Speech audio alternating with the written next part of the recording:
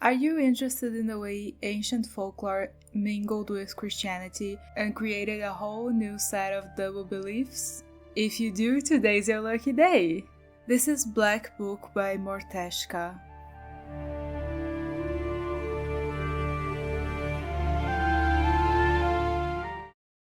Black Book is a game that portrays Comi-Permian folklore.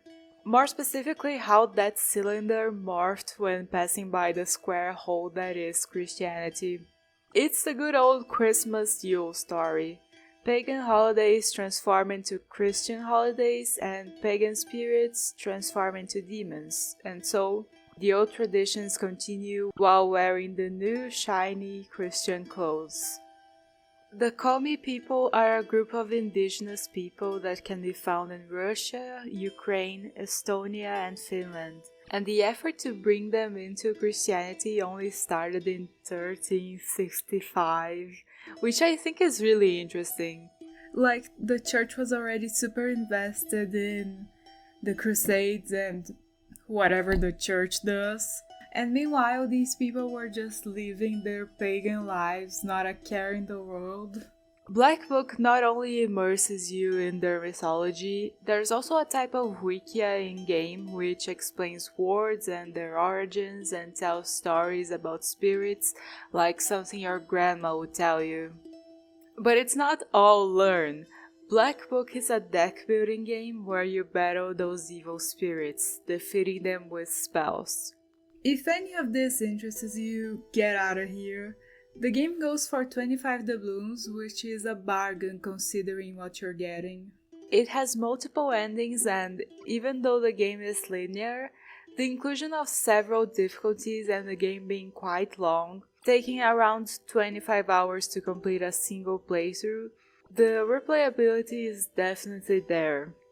The game is also beautiful in its simplicity, like, look at it. Anyways, that's the general rundown. Let's get into the game. It starts with a series of paintings that set the stage. Our main character, Vasilisa, lost her parents when she was quite young, and old Igor took her in. He's a Khaldun, which is the word for witches or knowers here. He wants Vasilisa to follow in his footsteps, but she wants to marry a young man who doesn't approve of the craft. One day, though, he perishes by his own hand, and Vasilisa decides to become a Khaldun and to break the 7 seals of the Black Book, which can grant any wish, as the legend goes. She has to bring him back within the span of 40 days, after which it's believed that the soul enters the afterlife for good. So, after visiting his grave, we head over to the crossroads for our initiation. Here we learn how to fight demons using Zagavars, spells which have an almost poetic quality to their structure. I did try to find some modern witches recording Zagavars on YouTube or something, but it seems like the magic words are secret. Womp womp. The first seal breaks as soon as we touch the book, and after the demon is defeated, the maw of the beast opens and we are transported to hell. Here we make a deal with the devil, something that all Khalduns do to receive their power. And just like that, we're Khalduns now, and we're back home. And right away we receive our first... well, client isn't exactly the word. People bring us gifts of salt, flour, butter, sweets, things like that, tell us about the problems they're facing and we help them. This miller was working during the night when suddenly a dark shadow began appearing in the corner. We scold him for working during the night. That's when demons are at work. Do you really think it's just the wind that moves the mill? But agree to help him. We make our way over to the mill and find ourselves face to face with a powerful chart, another word for demon, who seems to be the cause of the miller's worries. I then realized that the nightmare difficulty is too RNG heavy, at least for now, so I dial it back to the Khaldunia difficulty and take the demon down. Back home, we learn more about our own charts. Yeah, we have charts in our service. They're gonna torment us unless we give them something to do, which in the context of the game means debuffs. The problem is that this something usually entails cursing people, and that makes our sin counter go up. Right now we only have 3 shards, so it's not a big deal, but as the game progresses it is something to keep in mind, as it impacts the endings you can get. Anyways, let's see who's here to visit us. We receive a soldier, Nikolai. He tells us that his friends dared him to go inside an abandoned banya, a bathhouse, in the middle of the night, and since he didn't want to seem like a chicken, there he went. When reaching into the stove to take a stone as proof of his adventure, a hand grabbed his arm and kept asking if he'd marry her. He agreed just to free himself, and here he is asking for our help. We agree to check that mysterious Banya demon out, and old Igor reminds us that the Banik, the spirit of the Banya, might hold the key to the next seal, the Aspen seal. So we head over to the bathhouse and call for the spirit, and...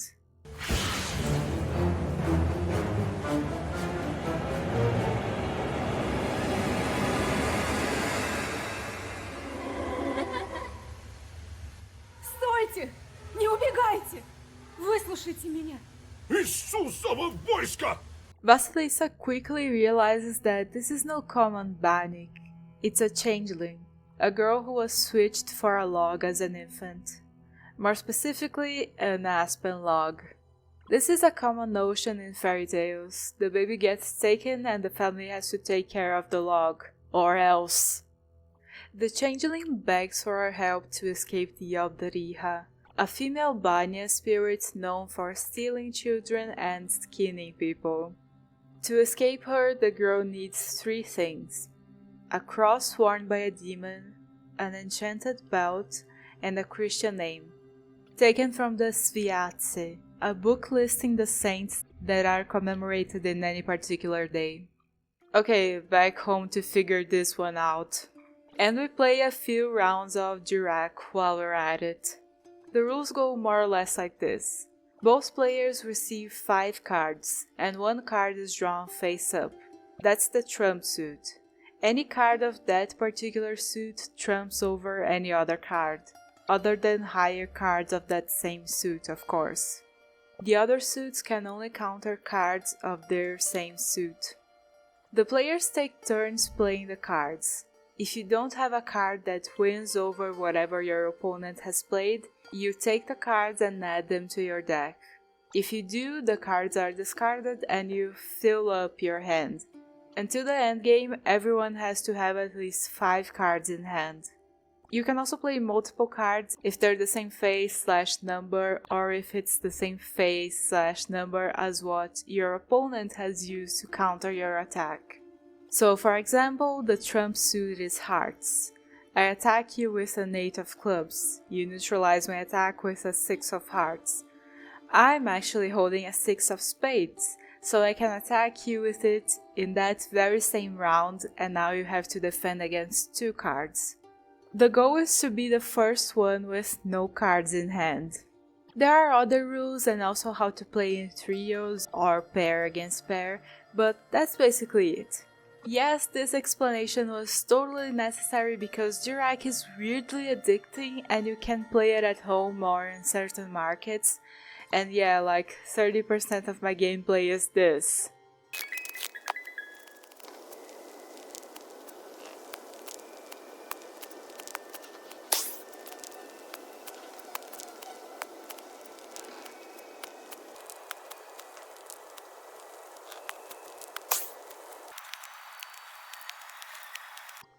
After valiantly playing a few rounds of Dirac against blatant cheaters, we speak to old Igor and start with the belt. He has an idea where to get it, from a witch people call the Spinner. We both walk to her house, and upon arrival we're greeted by an unusual doorman. This is an Etirnik, a Khaldun who didn't pass his charts on to someone else, so he remains in the world of the living well after his death. He asks us a few riddles and we answer, and eventually he decides that he wants to go with us instead of staying with the spinner, and we agree. Shh. Entering the house, we just play dumb and say what the old lady wants to hear, and boom, we got the belt. Back home, it seems that the head is an old acquaintance of old Igor, Yevanti. Oh, so cute! Now they can talk about the good old times. Now, on to the second thing we need, a name. Us and Nikolai head over to the church, and there we agree to help Father Ephraim by blessing the fields. He gives us a few options and Nikolai calls it. The changeling girl's name's gonna be Matriona. At the fields, turns out that there actually was a chart cursing it, so we effortlessly banish it. Back home, against all odds, old Igor has found a way for us to get a cross worn by a demon. In Yanidor, we'll find a woman named Evdokia. It's said that her daughter was possessed by a Nikota, which is a demon that possesses people. Speaking to her, she directs us to an abandoned church nearby where her daughter, Akulina, hides. It seems that the Ikora is less violent there. We manage to bring him out by provoking him with icons and strike a deal. If we defeat him in a battle, he's not only gonna leave Akulina and give us the cross, he'll also enter our service as a susedko, a spirit who acts as a sort of housekeeper. And we obviously win! Honestly, I might reconsider the nightmare difficulty, this was a little too easy. Сам бы лавку поладил, скрипит, как не знамо чё. Ну я тебе, писяк проклятущий! Well, we have all the items now, back to the banya. But all is not well. The changeling girl can't communicate with us, so we have to visit the Obdariha's domain, under the floorboards, to pry the girl from the monster's claws. The banya spirit tries to trick us, making us guess which of the girls is the changeling and which of the chests holds the dowry, but she still doesn't want to let us leave. So we beat her to a pulp and steal the changeling girl anyway. Back home, we ask Nikolai if he actually intends to marry Matriona, which is required for her to actually become part of the human world. And he's like, yeah, of course! All the women my age are married, plus only a demon would agree to marry a soldier like me. Honesty is a virtue, okay? But for now we have to visit Matriona's parents, who are still nursing the aspen log. After throwing the baby over our shoulder to reveal its true form and a fight with the aspen log, we break the second seal. Ведь я говорил, что не ошибся в тебе.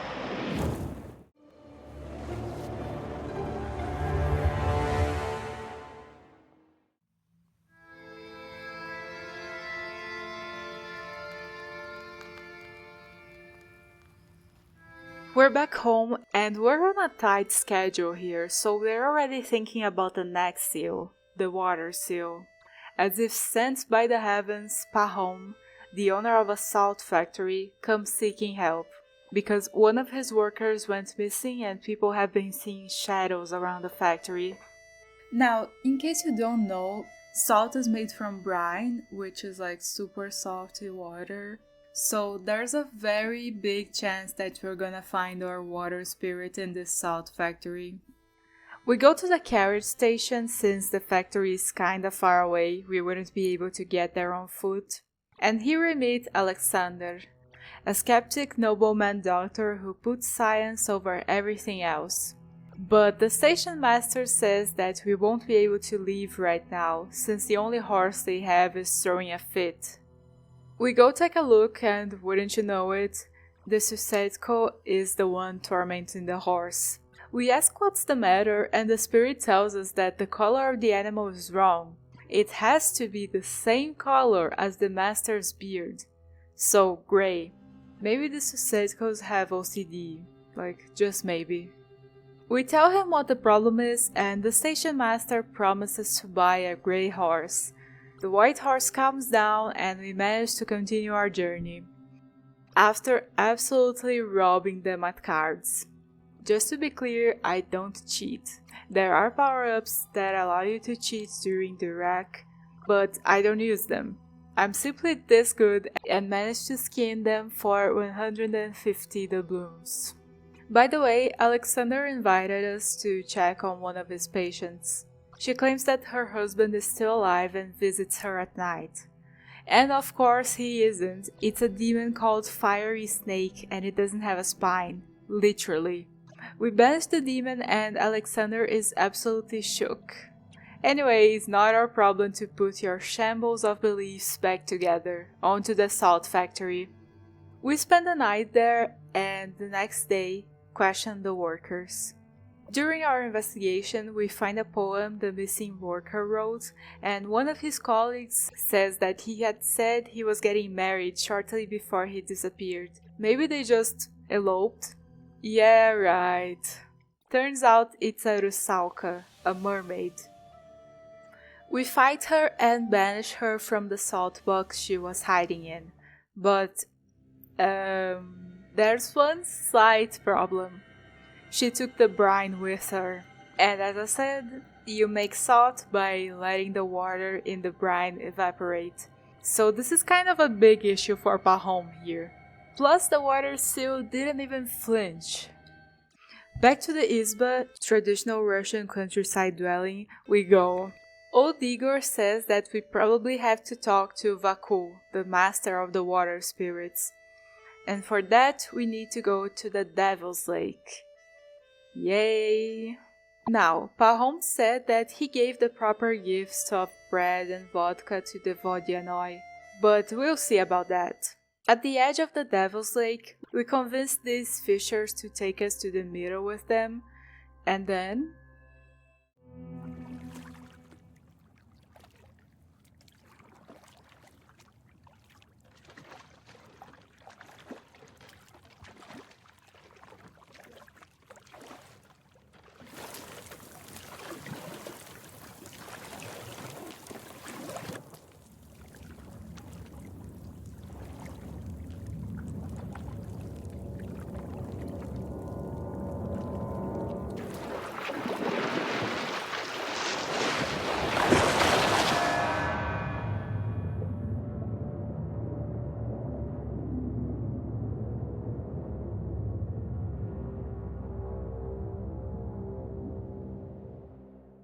So now we are in the bottom of the lake, breathing, and Vakul has sent the Rusalka to be our guide. She says that it takes knowledge to swim and the especially knowledgeable can breathe and walk underwater. So, if you know how to swim, pat yourself on the back.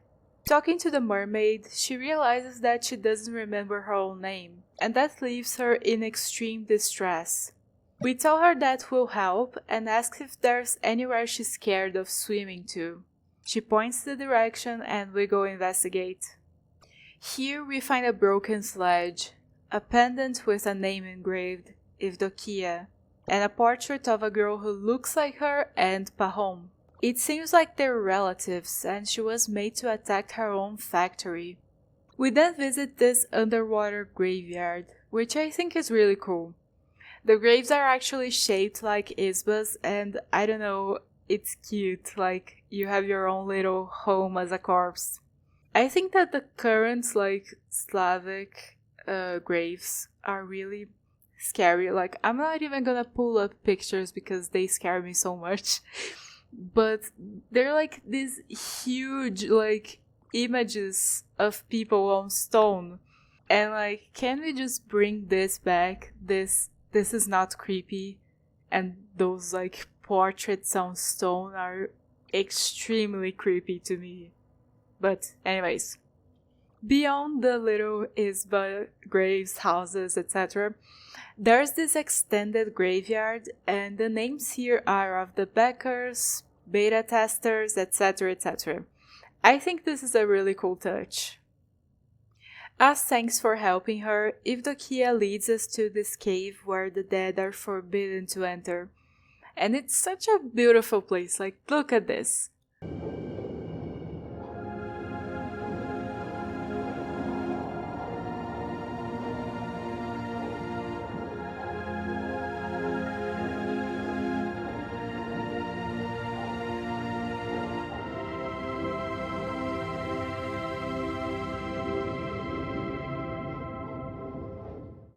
It's said that Vakul doesn't want the old ways to be forgotten, and here an old altar is preserved. Anyway, it's time to go to the palace speak to the Vodyanoi.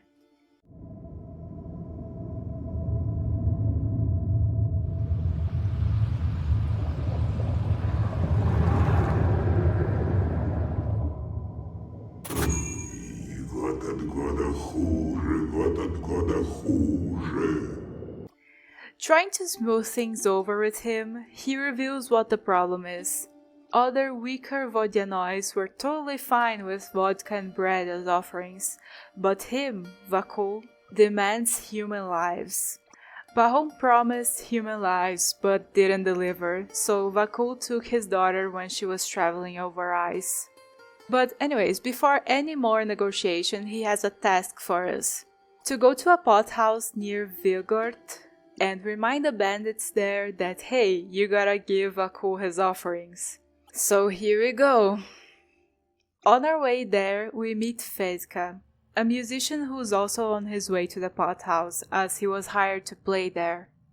We warn him that it's a shady place, but he's aggressively carefree, so in one ear out the other. At the pothouse, we realize that the patrons all rub something on their eyes from a jar, so of course we do the same. And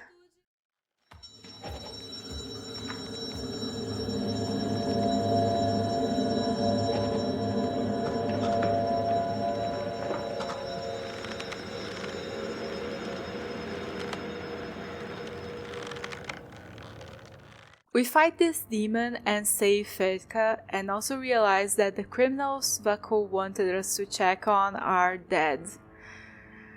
Oh well, time to go tell him. We head to Pahom's old water mill and fix it in order to summon Vakul. And we get a family reunion. Oh.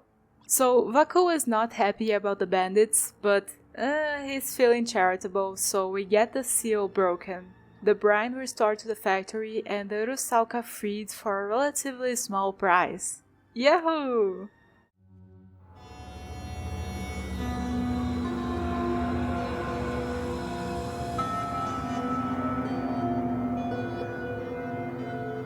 Но разве это не банальнейшая легенда?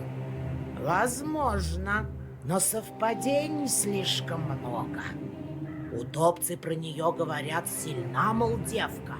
От другой нечисти тоже слух пошел. Сейчас свадьбу взялись оберегать. Небось, думает, я портить поеду. Иглу понатыкать на меня. Я тогда совсем без сил-то буду. Ты в Покчу езжай.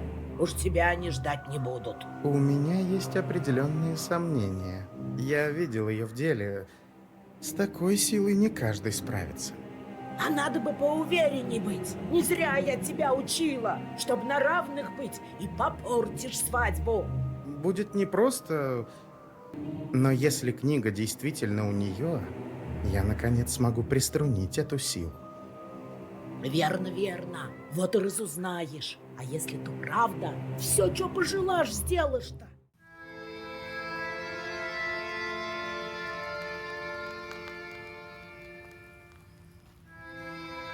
Ага, а потом что было?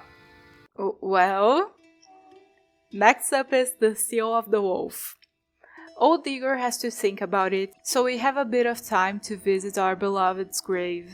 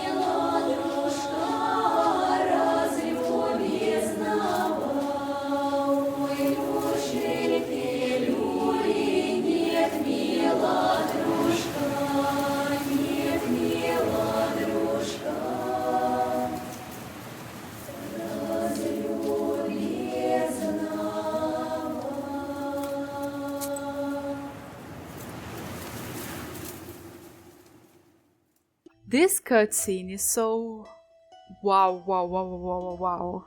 I mean, I don't have to describe it, you just experienced it for yourself. Back home, we are visited by Matriona and Nikolai, and they invite us to their wedding. But not just as guests, they need us to protect the wedding from other Khalduns. Apparently, cursing weddings is one of Khaldun's favorite pastimes, and cursing the wedding can make the entire lives of the newlyweds go completely astray, so it's very important to have powerful Khalduns on your side to defend you from other Khalduns. Since none of the 4 beings in this Isba have a clue how to open the wolf seal, we're gonna give it our all to this wedding ceremony. We first head to the banya. We have to decorate it as part of the ritual, and Vasilisa urges Matriona to go cry about your hair. According to tradition, the week between matchmaking and the wedding, the bride would cry her eyes out and bid farewell to her village and her friends, and this crying ritual would make her life happy. We also find this kid hiding nearby. He says that he's hunting Khalduns, but doesn't believe that we are the powerful Khaldun around here. Honestly, he's the only person in the entire game who's sexist. I don't know why. Aren't your parents raising you right, boy? Anyways, we do the rounds while the party goes on, but can't find anything suspicious. The Susetko advises us to search in the lining of the chest with the bedsheets later, because he saw someone with a fancy coat meddling earlier. Well, we need to rest first, since tomorrow's the most important day, the procession from the house to the church. Yeah, it isn't over yet, today is just a party. Going back the next day, we search the ground floor and stable for cursed items with the help of Petka and Akulina and find 4. That's a lot, and it means that a powerful Khaldun is trying to curse the wedding. But we can't stop now. Onto the procession. It goes more or less without a hitch, thanks to our infinite knowledge, up until when we're almost at the church.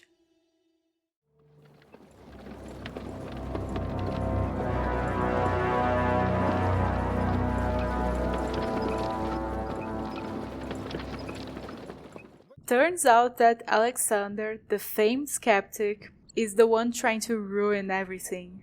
And also the person who was talking to the spinner, so she also has a hand in this. He tells us that he'll leave the wedding alone if we give him the book. Yeah, you wish.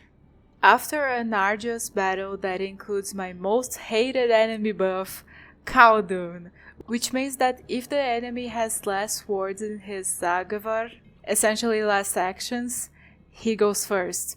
It throws my whole strat off. Anyways, after an arduous battle, he decides on a strategic retreat, but not before turning several of the guests and the groom into werewolves. After making sure that everyone here is okay, we set off to ask for a friend of Old Igor's help, a hunter. Looking for him, we end up in Cherdin, and it's our first time in the big city, and the difference in treatment is astonishing. In the countryside, everyone knows who we are and respects us for being a Khaldun, but here everyone looks down on us for being a peasant. And yet they still believe in house spirits. It's the good old contradiction most people live in. We ask this rich guy where Airat the hunter lives, and after we shove some coins in his hand, he tells us, "You're lucky I'm going for the saint route here." Heading to his cabin, we meet Airat and his fabulous bird. He tells us that long ago, Old Igor helped him deal with the Leshi, the master of the forest, but in that particular case, it was too late. With his help, we track down and uncurse the wedding guests, and that leads us to the Polud mountain. Here, Airat brings up a brilliant idea. Set the forest on fire so that the Leshi grows weaker and easier to defeat. We obviously say, hey dude, are you crazy? But he does it anyway because the master of the forest took his wife. We climb to the very top of Polud, and there's a cavern and a Lashy, the wolf master. We defeat him, break the seal, and save the last person, Nikolai, from the werewolf curse. And then... Кажется, пещера может обвалиться. Я объясню все позже, нам нужно выбираться.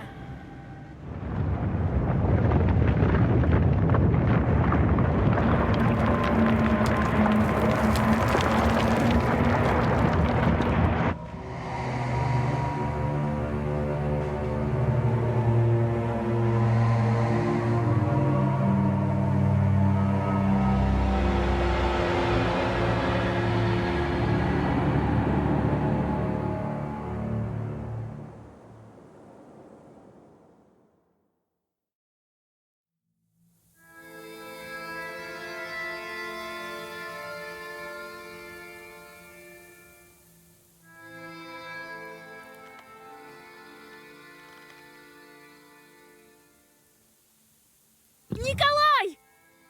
Ау! Есть кто-нибудь? Прошка! So we are completely lost. Hip hip hooray. We eventually take our clothes off and put them on inside out to confuse the forest spirit, and that leads us to this village enveloped in fog. We meet Efim, the hunter. He says that this is Nemzia, and we're from Nemzia too now, since it was stolen away by the Lashy. If you try to go further than the fields and the forest nearby, it's all fog, and you end up back here. Oh, happy news! Happy news indeed. We have to rest though. We walked through the forest the whole day. The following morning, Efim and the shepherd, Philemon, visit us. They tell us that it's not so bad in Nemzia. At least the young men aren't taken by the army and the noblemen don't bother them. But the real problem are the disappearances. Every month, someone disappears, supposedly taken away by the Lashy. Since we're a Khaldun, they ask us to try to go smooth things over with the Master of the Forest and get Galina, the latest disappearance, back, because their own attempts were rendered futile. On our way there, we meet my most hated enemy in the game, Ugu Bugu here. I forgot what its name is, but it is so annoying. It has this irremovable buff that stacks and makes it insanely strong. And while they're not getting stronger and beating us within an inch of our lives, they use White Crown and Black Crown. Black Crown makes us unable to use black cards, and White Crown renders white cards unusable. And they usually come in pairs or trios. I hate them so much. But anyways, moving on with the story. Круг начерчен, подношение тоже на месте. Все. Лес праведный, лесной праведный, дети ваши, слуги ваши, раба Божья Галина, крестьянка немзинская, Богом упомяненная, не продана тебе, не отдана, записи на ней не деланы, чтоб в эту минуту выслал ее, как сказала, так и будет.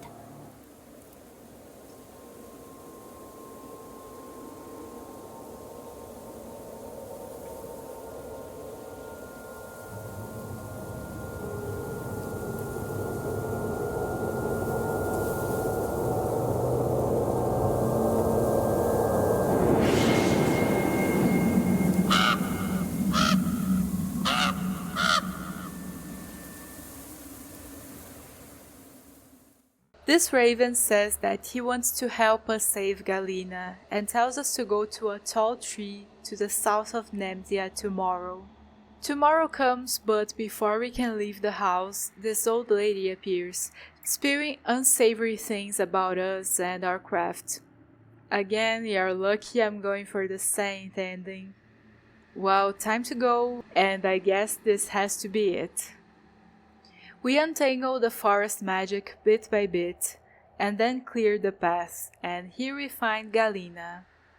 Once we make sure her life is safe, we talk to the raven. Apparently the Leshy is asleep and one of his sons is wreaking havoc through the forest. He's disguised as a villager, like a parasite, taking them out one by one from within. We have to figure out who the Leshy is and then make that person come clean. Investigate, shake from Durac withdrawals. In the end, we find out that when Leshies are hiding in a human form, they won't stop wearing their belts and don't have eyebrows. And who in the village refused the gift of a belt and pulls his cap suspiciously over his eyebrows? Philemon, the shepherd.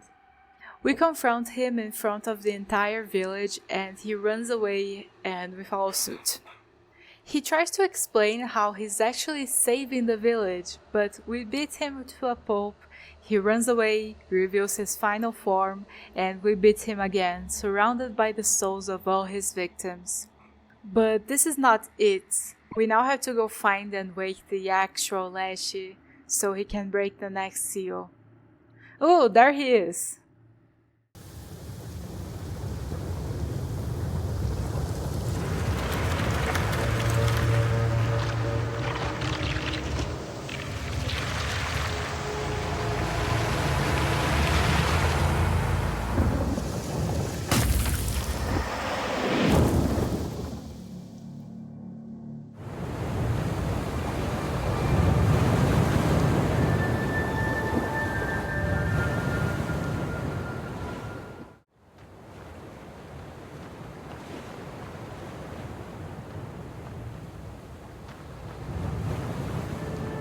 Какой белый камень могучий. На белоснежном алтаре лежит ваша книга.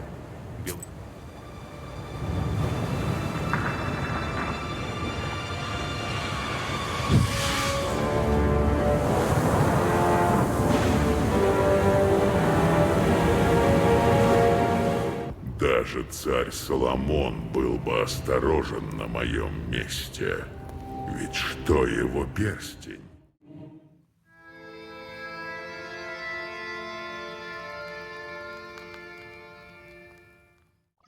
And we're back, and the Raven tagged along. Turns out that he's another Leshy, Philemon's younger brother, which means he won't inherit anything and needs to find his own forest. His name is Carnish, by the way. Old Igor also reminds us that for the next seal, we have to conduct a ritual in Ivan Kupala's day, when the veil between worlds is seen, to grab the fern flower, a mythical flower with magical properties. For the ritual, we'll need threads from a monastery, a towel from a church, an Easter knife, and candles made out of the fat of someone who died of fever. Oof. Luckily, old Igor already got the threads, so only 3 items to go. But first, we got a wedding to conclude. At the church, we hear that the old caretaker killed a woman with a church knife. He's being held by the police in Cherden. That there's a deadly fever going on in a nearby village, and that one of the priests took the church towel to a church that needed exorcising. Thank you, gossipers! We give the go-ahead for the ceremony to start. As soon as it does, Alexander will be drawn to it by his shorts. So we post guard outside. He once again tries to convince us to give him the book, but haha, no. So we fight again, and it's an annoying fight because he has a lot of health, and if you mess up, you have to do it all over again, and again with the Khaldun buff, but I manage and he goes back to whatever sewer he came out of. On to Piantag for the towel. So apparently this church has been possessed by evil forces. People who pray here suddenly fall sick. We offer our help to the priest and he tells us to find the demon's hiding spot. We look under the benches, in the altar, the statues, and then turns out that the demon was hiding inside an icon. The painting depicted hell and then a saint was painted over it to disguise it. The demon tries to enter our service, but I already have more than enough. Back to hell with you. And then, as promised, the priest gives us the towel. Now on to Cherden to get that knife and see if we can do anything for the church caretaker. We find him still in the prison, raving about a daughter who turned into a pig. The knife isn't in the possession of the police, so we make the house spirits reveal a secret tunnel and wait until night to free the caretaker. He grabs the knife from its hiding spot and leads us to the cemetery, where we help him get rid of this. Turns out that this is a Khaldun that can turn into animals. Now, I am playing the hardest difficulty. Have been since chapter 3, I believe. But when you get the waste cards, which is like the poison status in most games, and the curse cards which diminish the enemy's damage, the game gets extremely easy with just a few bumps along the way. If I could talk to the devs, this is one of the things I would say. Nerf the waste curse stats, because they make the game just laughably easy no matter the difficulty. And also make it harder to get money, because like it's too easy to get money also, like. Anyways, moving on. We kill the evil Khaldun, take the church knife and take the caretaker to his relatives so they can hide him. That's the best we can do for you, my guy. Hope you get your sanity back. So all we need now is the candles. And I don't know, this quest really highlights like the dark sides of being a Khaldun. Like, imagine, you have to make the candles out of the fat of people who died of a fever. Like, that's grim, but it's what we have to do. We reach the place where the people with the fever have been essentially left to die, and decide to help, giving them medicine made with chicken droppings and then uncovering this malignant spirit. She says she's Salome, you know, the one that ordered that guy decapitated. Yeah, her. I think her design, voice and origin are so cool, considering that everything around us is local. Having this foreign spirit really makes her pop. I also think I catch an accent in her dub, which is just the cherry on top. Приятная встреча. Всегда меня к волхвам разным тянуло. Мне нравятся ваши тайны. Ты, дева, знала, что они опаснее меня? Конечно, я говорю о своей ненастной ипостаси. Anyways, she's the one causing the fever and we try to attack her, but she flees. Going after her, we finally ambushed her. And what's that? She has a stat that makes waste regenerate health instead of dealing damage. Oh no, however will I use my waste curse strat? But what's this in my deck? Removes positive status. Yeah, as I said, the game gets really easy with the waste curse strat. So we save the village from the fever and get our candles. Yippee! Now it's Ivan Kopala. Time to look for the fern flower. We stop by our village to talk to our friends, who are all celebrating the holiday. The priest even absolves us of a few of our sins and we perform some divinations. But enough messing around, we got a magic flower to catch. We set the towel down, decorate the surroundings with a thread, light the candles, and wait. When it appears, we're transported to this limbo and have to overpower it, which in turn allows us to sew the flower into our hand. Fun fact that I can't not think about anytime someone in movies or games slices their hand open. One time my mom, she basically cut off her fingerprint. Accidentally, okay? It was an accident. But then she stitched it together and stuff, but it hurt. And for weeks her hand was completely rendered useless. If she didn't keep it up, it would swell up and it would hurt like hell all the time. And that was just the thumb. Like, imagine cutting your hand open and then just going about your business. Like, that's a bit unrealistic, and I think that no one knows that it's unrealistic because no one really slices their hands down to the fucking bones. But anyways, moving on. We're back in the real world, and pretty much every chart in the Uizad is after us to steal the flower. We run and run, but then this tornado catches up to us and I lost the battle. Passed out, and look who's here to help, Alexander. But even if you win the fight against a tornado, you pass out and Alexander kidnaps you regardless. I think this fight is just for the XP. And then here we are in the Manor's dungeon. Alexander took all our stuff and gave our book to the spinner. So yes, this is the all our stuff was taken from us section of the game. He tells us that he has a much better wish than us, that's gonna help everyone, and then he leaves us here. So turns out that without our book we lose all our fancy-pantsy spells, but at the end of the day we're still a Khaldun, so we still have some spells. Just, the waste curse strat will have to be put on hold. We managed to escape the cell with the aid of the flower and the Avanti.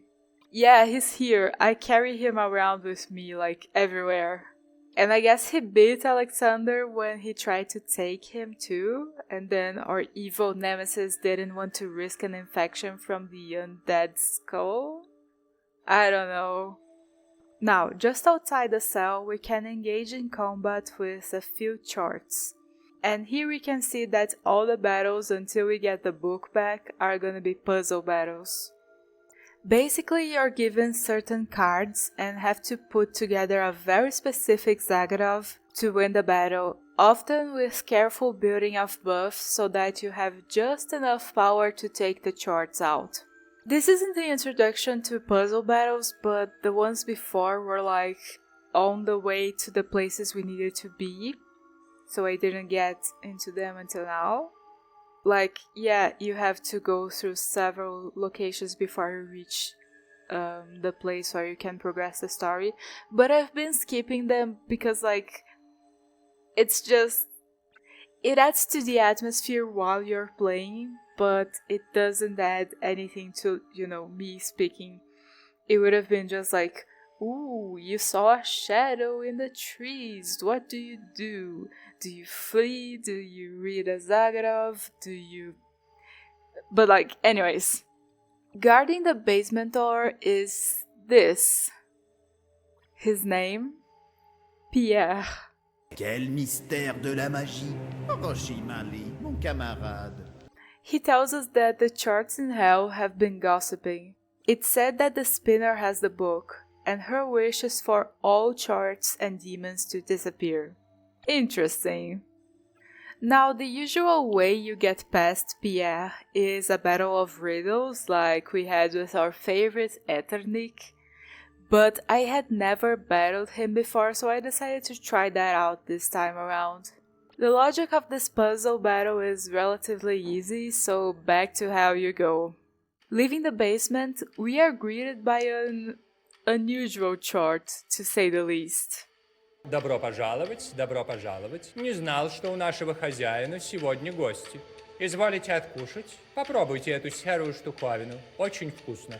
Не верите? Спросите у других бесов.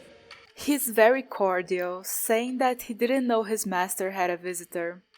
We ask him what's up with the outfit and the butlering, and he says that he loves this job.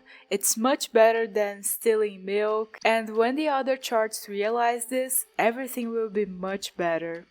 And also that even if he was given the chance, he wouldn't torture Alexander.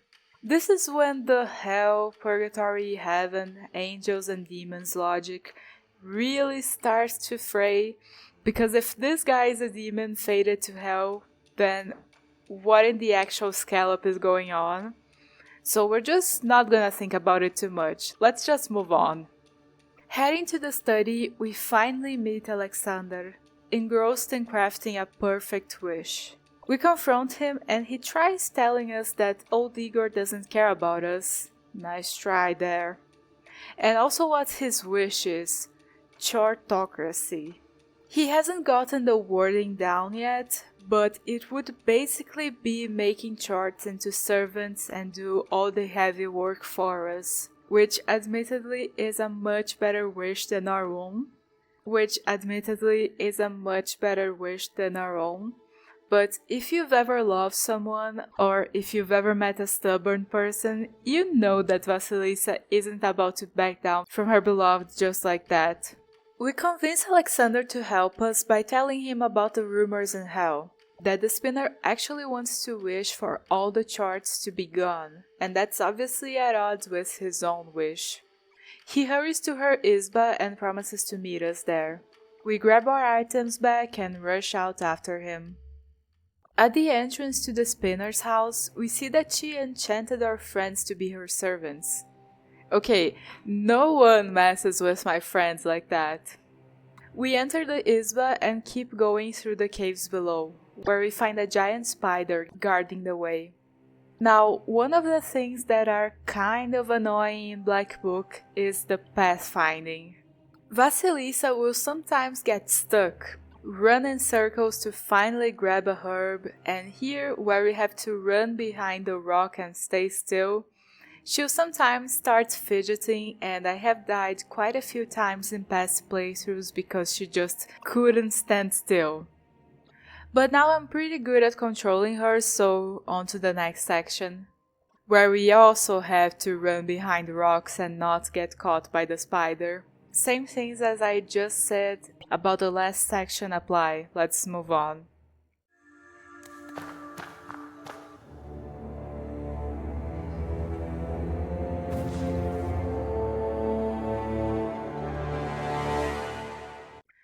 So the spinner tries to play the old lady card and, ooh, us women have to stick together.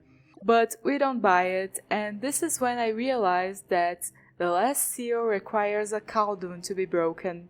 But we gotta actually do it at a crossroads, so yeah, it's not gonna be the spinner. Alexander is here, but... Ooh! Now, in this fight, you're supposed to attack the spider's legs so that it crumbles and you can attack the spinner herself, who has a fraction of the spider's HP.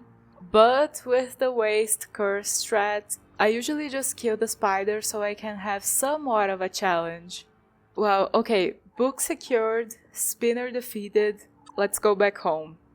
But strangely, there's no one here. And there's a little bit of Kupala salve, an ointment that gives us the ability to fly. We go out to look for old Igor, vowing that even if he's up to no good, he won't get in our way. We find him in a field and descend to talk to him. He demands the book back, telling us that he always knew what was good for us and that we should just listen to our grandpa. He tells us that he raised us to be a Khaldun, but we wanted to be a peasant and get married and blah blah blah. When, look at us, all we've achieved in so little time. And we wanted to be a peasant? Bullshit.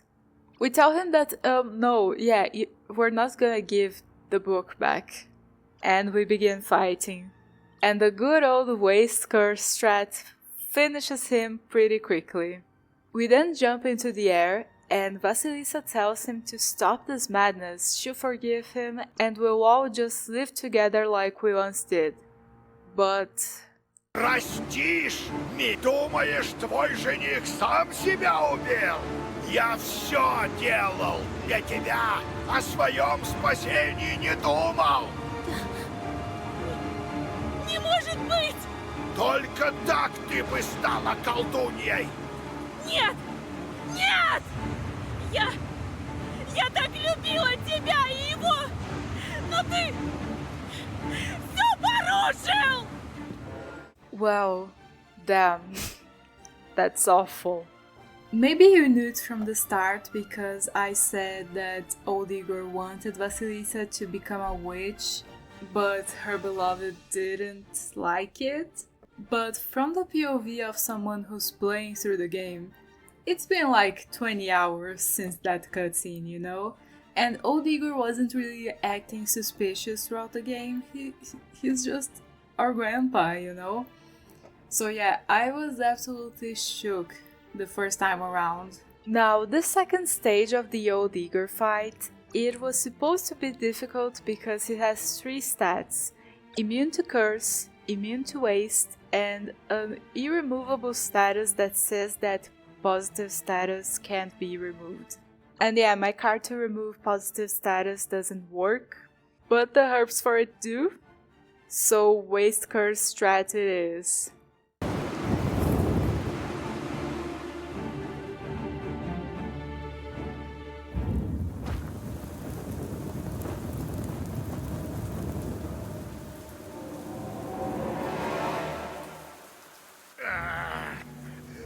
Дедушка, только посмотри на себя! Проклятое колдовство берет свое! Here, old Igor tells us what his wish is: to turn back time, so he would never have the book, never became a Khaldun, and none of this would have ever happened. But, you know, he just said that he killed our beloved. And what the spinner said about him not caring about us must be swirling in our minds. So Vasilisa doesn't want to hear it. Now, the only reason why this third stage takes longer is that old Igor has an actually irremovable stat that caps the damage of any attack at 36. So yeah, my attack would have taken away like 324 health, but you gotta chip away from 36 to 36. Old Igor goads us to finish him and open the final seal, but we decide to throw the book in the fire instead. That makes us fall down the abyss, opening the final seal, and leading us to hell.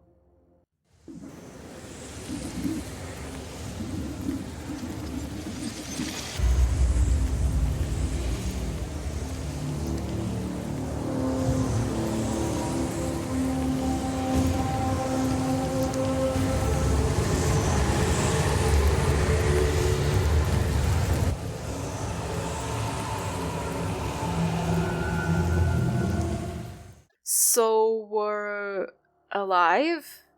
Okay, we're alive. This is Prince Citri, and he's gonna guide us to the throne of hell. I guess we now have to ask Satan directly for the wish. But first, what do you think? Do you think old Igor really just raised us to have someone to pass his charts on to? Or did he actually care for us? I think it's a bit of both. Like, some people had kids for the free labor, but it doesn't mean that they didn't care for them. It's just the 2-for-1 special, I guess. And that's where I think old Igor lies. He knew that he had to pass his charts on to someone or else he would be damned. And then this orphan comes along and he sees great potential in her. And yeah, I think it's a mix of being selfish and wanting to pass his charts on to someone else, and actually caring for Vasilisa, and maybe a little projecting on the ordeal of knowing what's best for her and always knowing that she'd become a great Khaldun. Anyways, so here we are, the gates of hell. We just approach it and it deems us worthy to pass.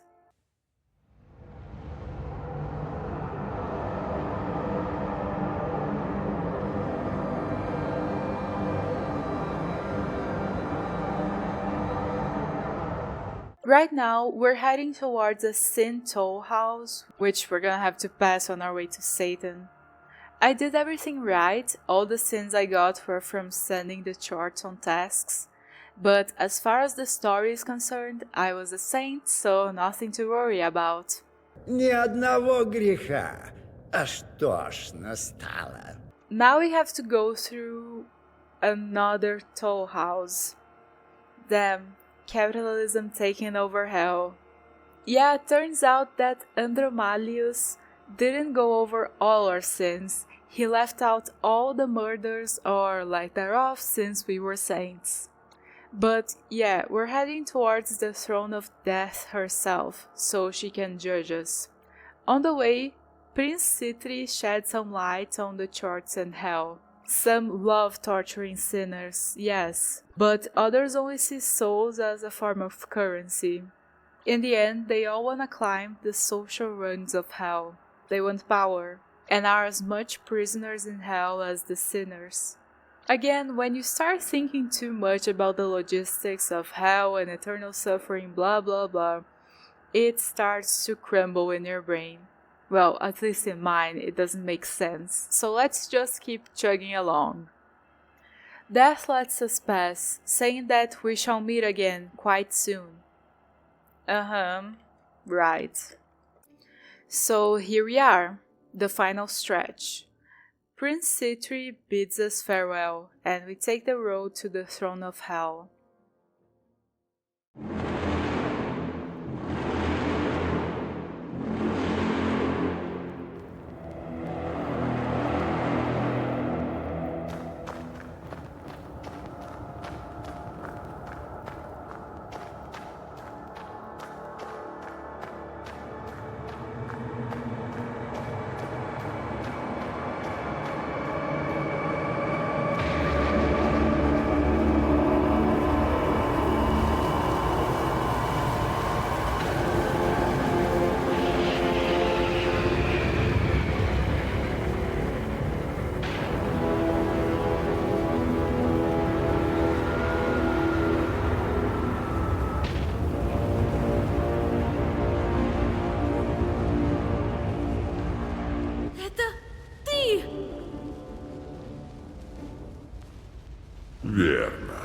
Верно, Василиса. Что с желанием, сатана? Я открыла все печати. О, конечно, ведь таково предание. Безусловно, ты подозреваешь обман и ложь. Не бойся, моя колдунья. Тебе осталось лишь произнести его. Ну, смелее. Я знаю, что здесь нет моего суженого. Это ты, деда Егора, надоумил. Все ты! Но я не отступлюсь даже перед тобой. Я хочу, чтобы мой суженый оказался со мной. Чтобы он был жив, и я была жива. Чтобы мы были свободны и от оков ада, и от...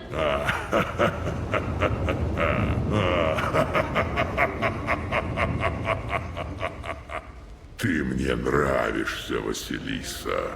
Исполню твое желание. Твой суженый уже перед тобой. Твой суженый, царь ада и повелитель бездны. Твой суженый — это я. Что?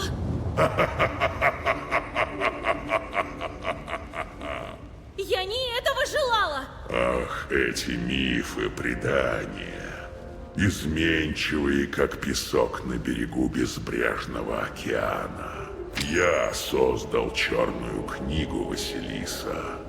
Я написал ее здесь, в чертогах преисподней, когда замолк шелест страниц, и рука моя в усталости упала на этот самый аналой.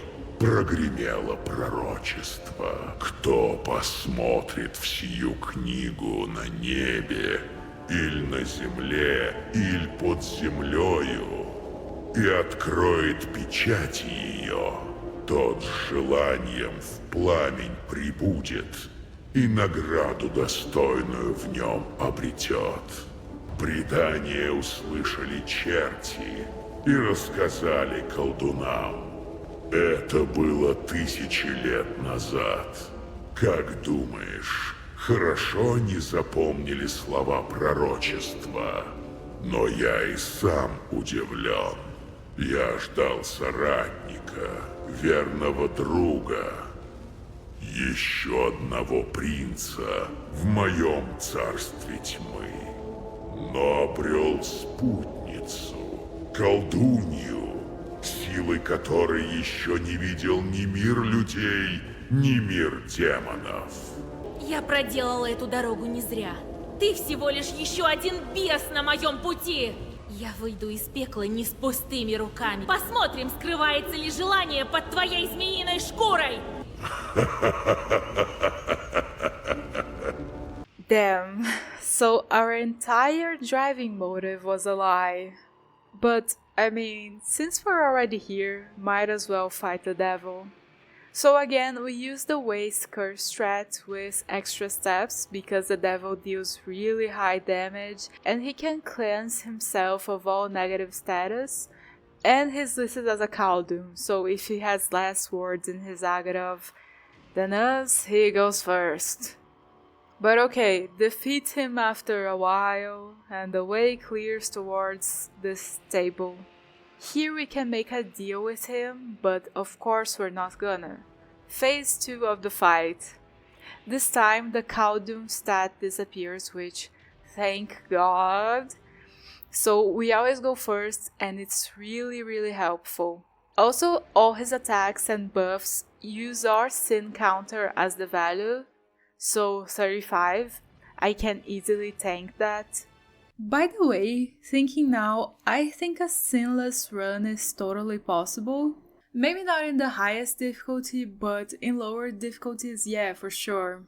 Maybe I'll try going for that in the future. I didn't this time around because, like, it would balloon the runtime of my recorded gameplay, and like, I'm already dreading the editing process, you know what I mean? And just like that, we kill the devil.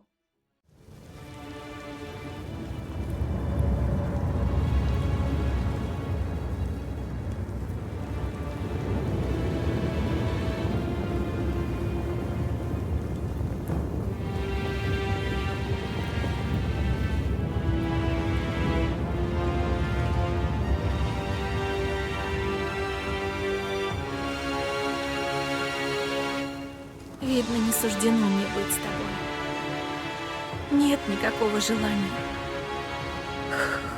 А ты, книга, сколько от тебя несчастий! Хотела бы я вернуть все так, как недавно было. Наверное, о том же мечтал и дедушка. Но время вспять не воротишь. Сатана говорил, что написал книгу в этом самом пламени. Пламени, что создало все это могущество.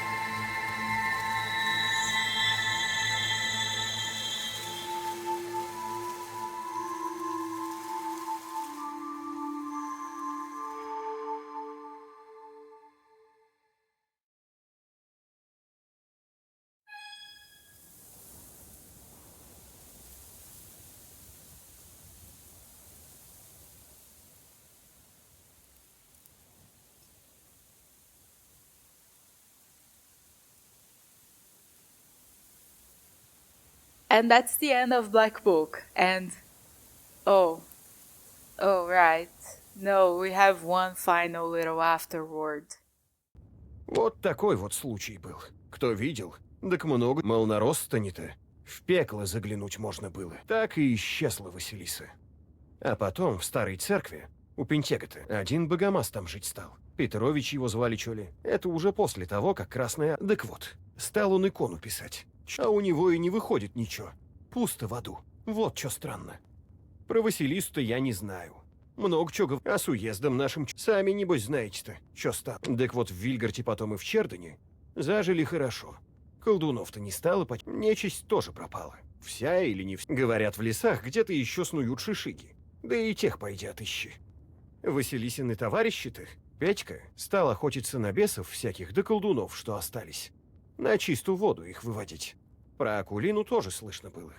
Она была колдуньей и хотела стать как Василиса. А потом не до колдунов уже было-то. За Петьку вышла. Так и жили. Федор так и занимался, чем попало. В итоге его на каторгу увезли. Там и помер. Николай с бабой своей бесовской хорошо жили. Долго.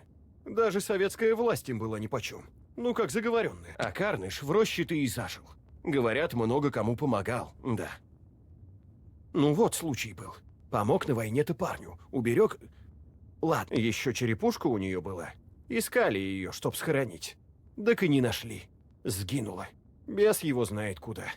Прошка Василисин пропал с конкошки. Че с них взять? Барин, тот много добра сделал. Еще больницы строил, да что дальше было с ним, не знаю. Большевики, ну а Егор, деда Егора в церкви потом часто видели. Грехи свои замаливал.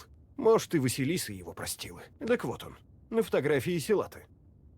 Странным только стал. Все с головой повязанный ходил. Вот такой вот случай был. Это у нас все помнят хорошо. Верят ли? А сам не знаю. Ну, время идет. Не то уже сейчас. Рад, что рассказал ты тебе, пока из головы не выпало. Пора и честь знать. And that's the end of Black Book. At least the end I like to give Vasilisa. So basically she died in the collapse of hell and is reunited with her beloved in heaven, I think. I personally would like an ending where she goes back to Cherdin and keeps helping people and stuff, but that's not on the menu. So, also can I just say, this game is almost flawless in my eyes, except for the intro and the afterword. Like, it just takes you out of it so much. You're so immersed in this universe. And then there's this guy saying, "Oh, but I don't know, that's just what my grandpa told me." Like, why would you do that? There has to be some other way to tell us that Vasilisa is an orphan. She had a guy she loved, and then he died, and then she's gonna become a witch, even though she didn't want to. Like, it has to be a way to tell us other than that stupid narrator character.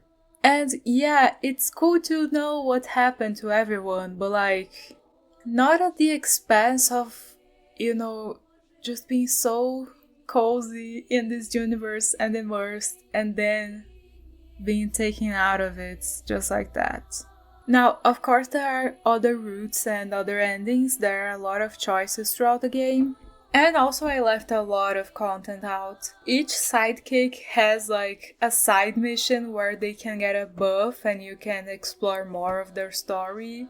There are also a lot of little side quests the peasants give you. There are a lot of written stories, a lot in the dictionary.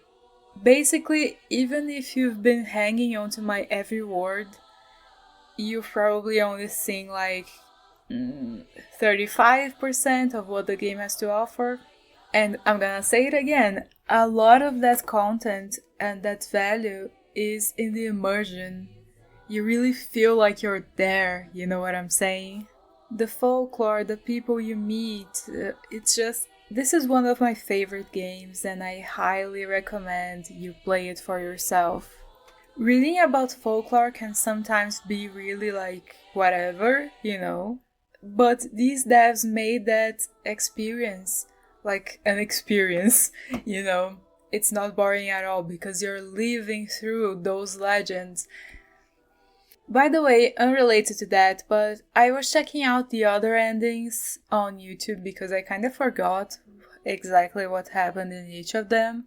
And I found out that people usually play Black Book with the English dubs, which, like, I understand, it makes it easier to not have to read. But, like, this is such a, like, the folklore. I feel like playing it in English would be just more immersion breaking than that afterward, you know? Plus, something that always happens with dubs is that they always mess the voice effects up. Always. Like, compare the two voices of Satan, for example. Это было 1000 лет назад. Как думаешь, хорошо они запомнили слова пророчества? Perfect. I've chosen well, it seems. Now place the book onto the analogical. Plus, the emotion also feels off, especially with Vasilisa, you know, the main character. Listen to this. Видно, не суждено мне быть с тобой. Нет никакого желания. А ты, книга, сколько от тебя несчастий! Хотела бы я вернуть все так, как недавно было. To be together, it seems. There is no wish. And you, book, you bring only misery. I wish things were the way they used to be. So, if I may make another suggestion, play with the original dubs on. Mortashka has another game, Mooseman, which deals with a more specific legend of the Komi-Permian folklore, and it's also a beautiful game. Obviously, the scope is much smaller, but I also really like it. It's beautiful and, like, yeah, it's also very worth it. And they're following in that line of interest with their next game, One-Eyed Liko. I played the demo. From what I've gathered, it's a bad experience you seek out because you feel like you don't know what it's like to be happy unless you've been through something traumatic, like you don't know the value of happiness. I don't know exactly, but I think it's really promising. And something I really liked is that there are a lot of texts that you have to pause and read, and that gives me just enough time to counter the motion sickness. So yeah, maybe I'll probably be actually able to play through this game, which is really nice. Thanks, Mortashka. So yeah, I think that's all I had to say about the game and the developers and the other games, and thank you so much for watching. Like, comment, subscribe, blah blah blah blah blah, and I'll make more videos if Anevil doesn't fall on my head. Bye!